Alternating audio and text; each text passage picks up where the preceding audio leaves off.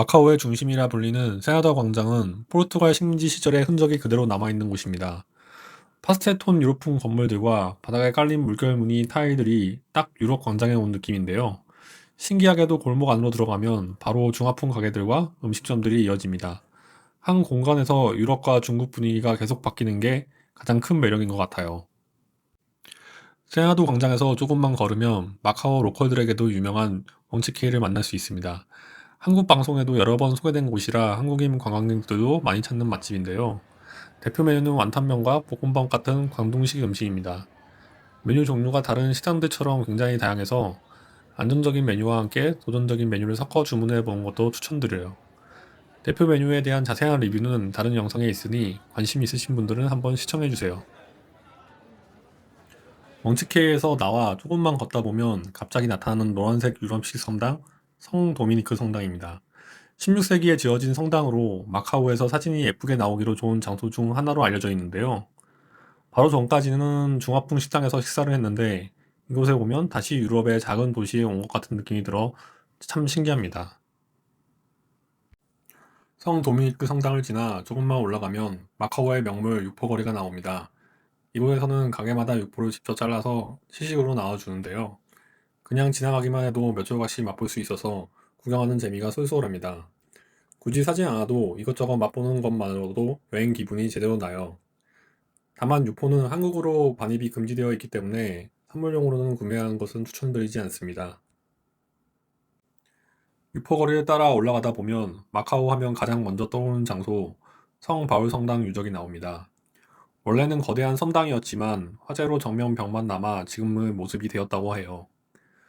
제가 방문했을 당시에는 정면 벽도 보수 공사 중이어서 성당 정면 그림이 그려진 가림막으로 가려져 있는 상태였습니다. 지금은 마카오를 대표하는 상징처럼 자리 잡았고 성당과 계단을 배경으로 사진이 가장 예쁘게 나오는 곳 중 하나로도 유명해 항상 관광객들로 부쩍이는 곳입니다.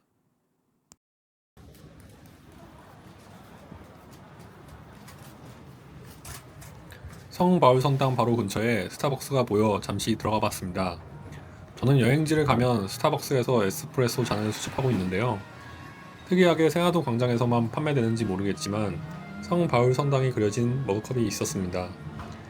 뜨거운 물을 채우면 그림이 빛나는 머그컵이어서 에스프레소 잔과 함께 충동 구매하게 됐네요. 음료 쿠폰도 함께 제공돼서 선물용으로도 괜찮아 보였고 받은 쿠폰은 홍콩으로 넘어가서 잘 사용했습니다. 매장 내부에는 굿즈들도 다양하게 진열되어 있었는데 빔스와 콜라보한 머그컵이나 뚜껑에 회전하는 볼이 달린 텀블러처럼 독특한 제품들도 많아서 구경하는 재미가 쏠쏠했습니다. 그 외에도 아기자기한 굿즈들이 많아 잠시 둘러보기만 해도 즐거운 공간이었어요. 육포거리를 지나 세나더 광장에서 여행 전부터 꼭 먹기로 다짐했던 레몬첼로 젤라또로 향했습니다.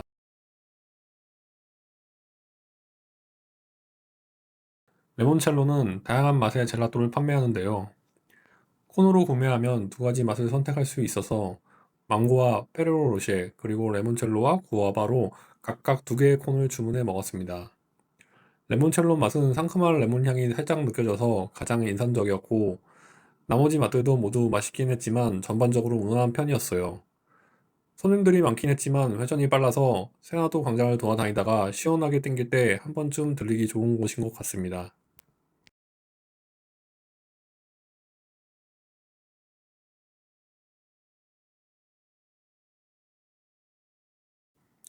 세노도 광장 투어를 마치고 잠시 호텔에서 휴식을 취한 뒤 도보로 타이파 빌리지로 이동했습니다.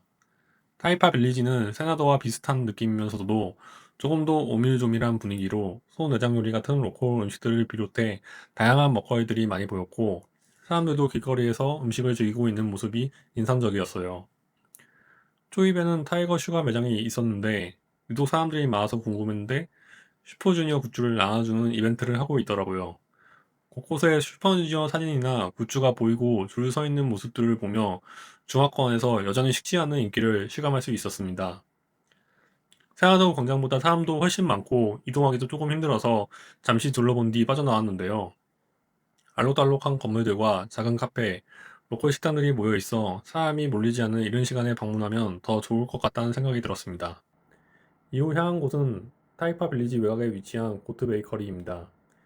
이곳 역시 유튜브 할명수 채널에서 보고 방문하게 되었는데요. 홍콩과 마카오 여행 목표 중 하나였던 에그타르트 투어를 위해 들러봤습니다.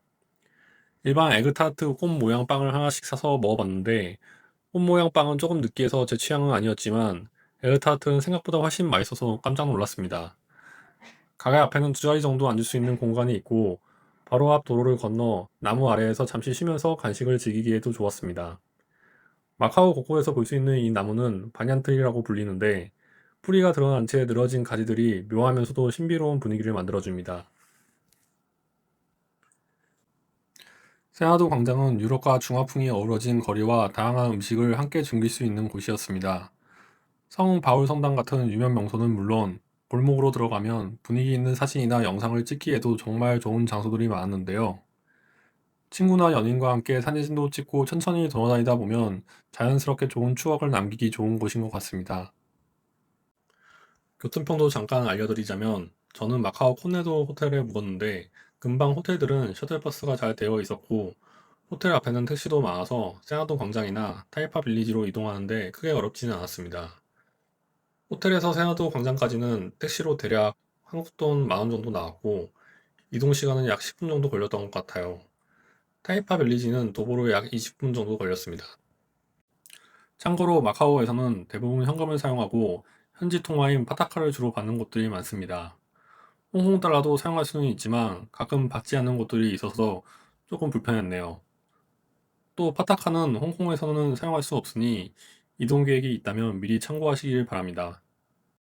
지금까지 세나도 광장과 타이파 빌리지를 중심으로 볼거리와 맛집들을 함께 둘러봤는데요. 마카오 여행을 계획하시는 분들께 조금이나마 도움이 되었으면 좋겠습니다. 영상이 도움이 되셨다면 좋아요와 구독도 부탁드립니다.